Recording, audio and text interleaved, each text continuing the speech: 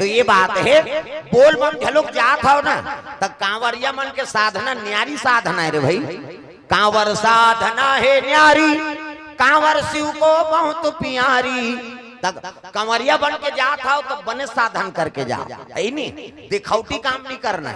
हम दुनिया घुमाता रोज कतको कांवरियल देखथन, कैसे भट्टी मिल गए तू ऊंचे बोल बम कहा थे तो बोला पुजवन देख लेखे नहीं हो कंवरिया भाई। जात है तब बने जा, और तोर ताकत नहीं है ना मत जा भाई। का काम के ते बदनाम करत था सिंधु मल, ये जतका है पाखंडी ना वही मन बदनाम करके रख देगा।